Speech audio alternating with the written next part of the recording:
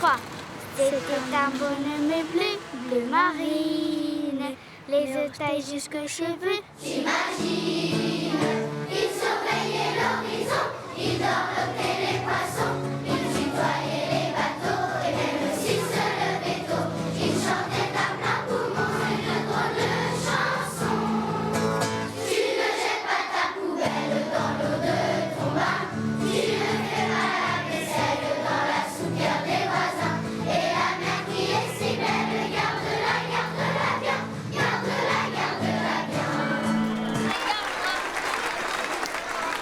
À partir du moment où on a vécu ça ensemble, après on s'est re-raconté ça ensemble, on s'est re-questionné cette histoire tous ensemble dans un qu'est-ce qu'on va devenir. C'était presque ça. Qu'est-ce qu'on va devenir? Où est-ce que tu vas habiter? Enfin, on était complètement dans son histoire. Et à partir de là, la caméra était un témoin presque, au départ, presque juridique. Ça nous permettait presque d'accumuler aussi des preuves de la façon dont tout ça se passait. Il faut dire qu'on était en 2003, donc ça fait presque 20 ans maintenant.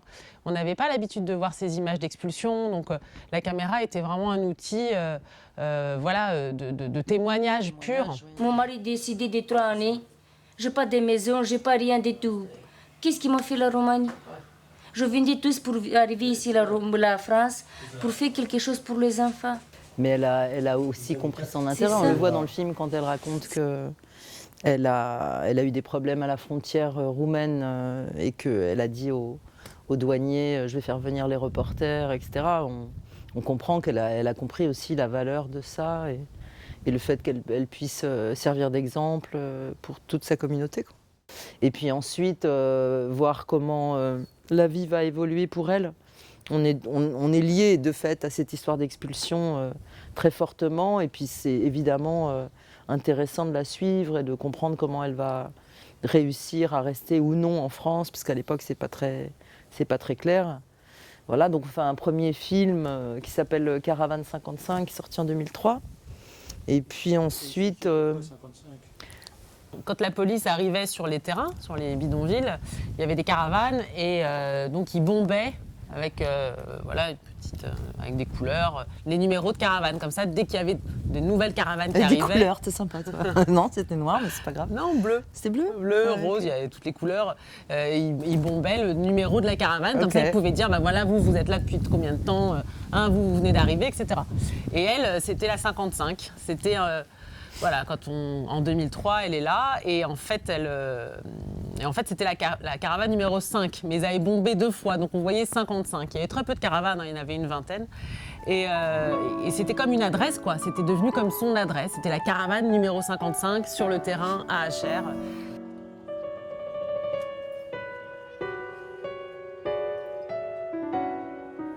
C'était ambigu puisque c'était à la fois la façon dont la police les répertoriait. Donc dans la caravane 55, c'était la famille Intel. Et en même temps, de fait, ça avait fonction d'adresse. Voilà. Et c'est aussi pour ça qu'on a décidé d'appeler le second film 8 avenue Lénine, qui est maintenant son adresse officielle, toujours à HR, dans l'idée que maintenant elle avait une véritable adresse.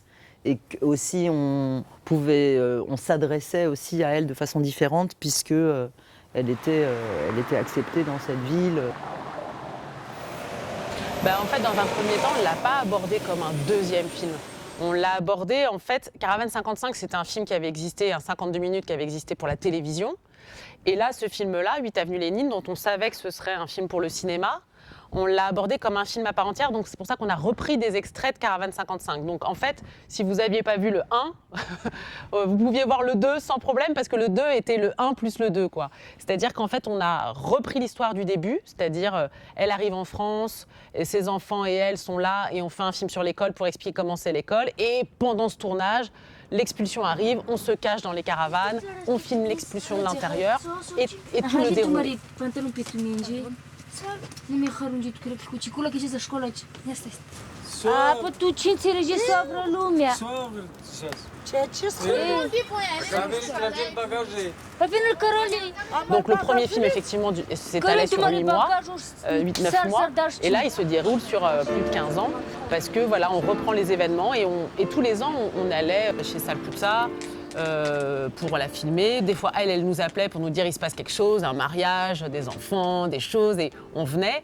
Donc à la fois, toutes ces années, on ne savait pas si on allait en faire. Enfin, on espérait évidemment en faire un film, mais on ne savait pas exactement quelle forme il aurait.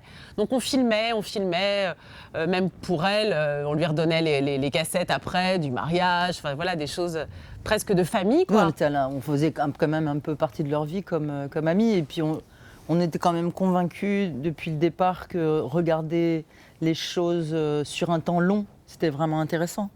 Parce qu'évidemment, ce qu'on appelle très mochement l'intégration, voilà, c'est pas que les papiers, bien sûr, il y a des tas d'autres problèmes qui se posent. Donc regarder les choses sur un temps long, c'est toujours assez merveilleux aussi de voir les gens grandir. C'est merveilleux de voir qu'au début du film, Sale coup de ça balbutie le français. On est même obligé au début un peu de sous-titrer parce que c'est un peu confus son français. Et qu'ensuite, elle est en train d'avoir des discussions avec ses camarades de la CGT sur comment agir par rapport au patronat de sa cantine. Donc c'est formidable. Même la semaine prochaine, on ne va pas recevoir aucune lettre parce qu'ils savent que si on passe l'entretien et ça va mal se passer, ils savent que voilà, ce qui les attend. Mais déjà, ils sont malins, hein, c'est pour ça qu'ils ne veulent pas de représentants syndicaux sur les entretiens. Non, mais il y a cette scène qui est dans le film après les attentats de Charlie Hebdo, où elle regarde le monument comme n'importe quel... La République. La République, comme n'importe quel Parisien, où elle est là, où elle fait profondément partie voilà, de ce pays aussi, à la fois en tant qu'Européenne, mais en tant que Française, en tant qu'Achéroise. Quand on va la voir pour boire le café, on parle de l'actualité, du Covid, de tout ça, comme on en parlerait avec n'importe qui d'autre. Je pense qu'elle est... Oui, c'est plus une question d'être ici en tant que Française, la question de l'intégration. C'est forcément toujours une question quand les autres vous le rappellent.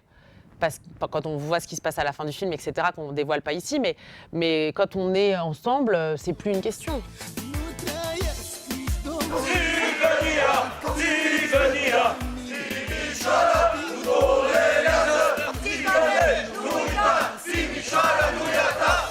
Il y a une espèce de nécessité presque un peu clanique d'avoir la maison dans le village d'origine, etc. Mais en réalité, quand on est allé, c'est pas simple, quoi, et c'est pas si plaisant que ça. Alors bien sûr, son mari est enterré là-bas, qu'elle a perdu très jeune, ses parents, donc évidemment qu'il y a un attachement.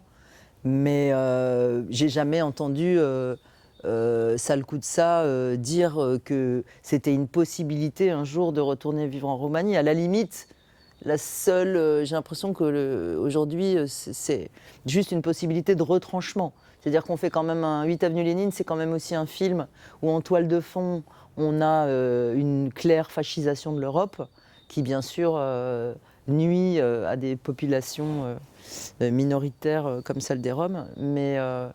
Mais donc la Roumanie, ça peut être éventuellement une solution de repli, de retranchement, si ça se corsait très fort en France et dans le reste de l'Europe. Mais on ne peut pas dire qu'elle ait un désir de retour aux sources.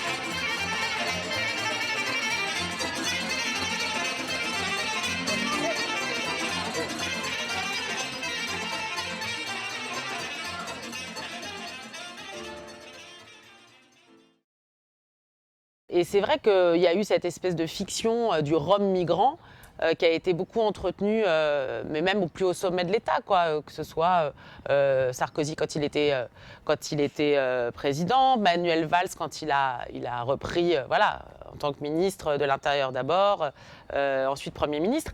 Donc oui, c'est complètement dingue d'oublier ça. C'est-à-dire que quand un Belge vient en France, on ne dit pas, tiens, voilà un Belge migrant ou un Italien migrant. On est avec des gens qui sont européens. Les Portugais, les Italiens, on sait pas. Et alors il y a des Roumains qui ne sont pas roms, qui ne sont pas d'origine tzigane, et on ne se pose pas la question. Et il y a des Roms roumains, des Roms bulgares, des Roms... Voilà. Et après, à l'intérieur de ça, ils sont de nationalité roumaine ou bulgare. Donc ils ont, au même titre que les autres, le droit de circuler.